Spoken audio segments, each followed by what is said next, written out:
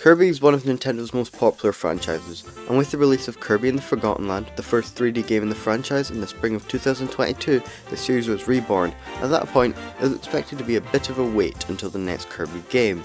And then, in the summer of 2022, Nintendo released this trailer.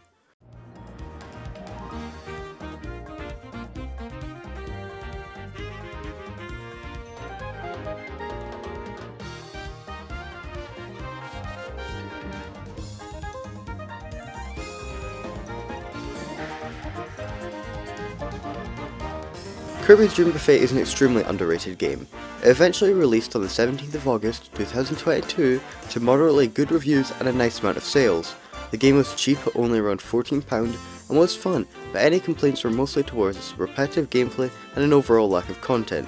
In my opinion, if you use it well, Kirby's Dream Buffet is one of the best budget games, and has a lot to know if you know how to use it. The game starts with Kirby going to eat a cake, and as he picks up the fork, it is revealed to be the magical Dream Fork, and it shrinks Kirby down, who then in pure delight rolls off to get his fill. The main mode of the game is a Battle Royale-esque Fall Guys mode, where you and 3 other Kirbys battle out for the most strawberries through a series of 4 rounds, that being 2 races, a minigame, and a final free-for-all. We'll go through the 4 rounds starting with round 1, that being a race. You start by being given an overview of the full game by a pop-up of today's menu, which names the courses you'll be playing in the game, which is cute, and after Master and Crazy Ann count you down, you start to roll. The controls feel like you're rolling. It's almost like you're on ice, and you feel either heavy or light depending on your size. Your goal is to get to the end of the stage first and nab the cake worth 50 strawberries. The courses themselves can be repetitive due to their limited amount, with there only being 8 main race courses, all based off different food, but they are all different enough and have a few special things among them. Along the course there are obstacles such as Gardos and Capes, as well as some movement based ones like hills, tight bridges and climb out honey walls.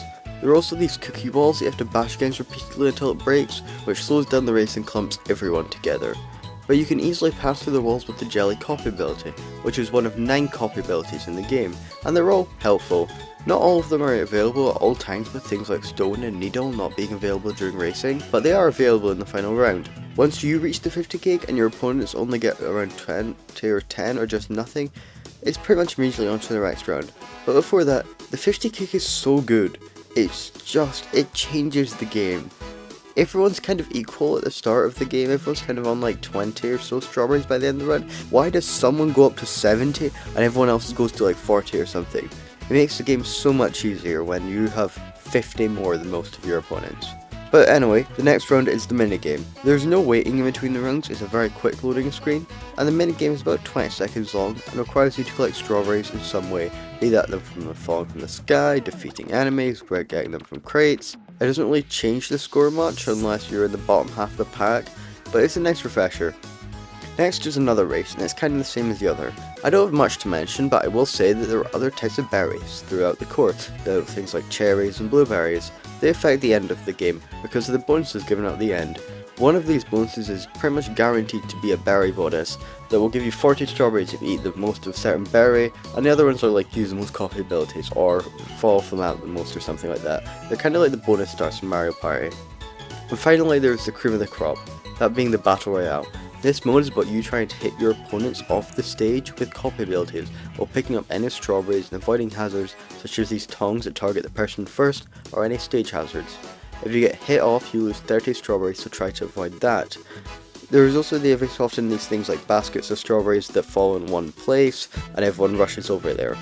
There are only 9 stages, but they are far enough apart and each round is different enough, it's not fully repetitive. Each Battle Royale is about 2 minutes long, but the timer goes down fast. It goes from 1:17 to 8 seconds in a flash. After all 4 rounds you're dropped onto some scales and the bonuses are given, then you're weighed and whoever the heaviest and ate the most strawberries is the winner. You will gain XP for the Battle Pass parallel to the amount of strawberries you ate, and you'll unlock new stages, music tracks, colours and costumes, with most of the colours and costumes being based off existing Kirby characters. There's 135 levels of the past, and you need to play around 3 games or so to level up, so be prepared for a grind. Another thing you get for completing a game are these cake toppers depicting various characters throughout the Kirby series. There's 256 toppers to collect, and you can use them to place on a cake while it appears in the main menu. Free rolling is a mode where you and 3 friends can just mess around on this massive map and play games like hide and seek. which is what I would recommend if you're looking to play multiplayer Dream Buffet. Hide and seek in Dream Buffet is so fun, and the different areas and free rolling represent areas on the race courses, like the chocolate fountain or the pancakes. There's also this large area in the middle with a bunch of copy abilities. Well, it's all of them but the invincibility candy, and it's nice to just mess around with them. Overall, Kirby's Dream Buffet is one of the most underappreciated Nintendo games of the Switch era. While it can be repetitive at times and its limited map count is its biggest weakness, along with the online sometimes struggling to find people, I'd love to see a sequel, with maybe a map creator or some sort of story mode. I mean, they gave Puffball Tetris a story mode, they can surely give this one. And that's about all from me. I like this game and I want to talk about it. Bye!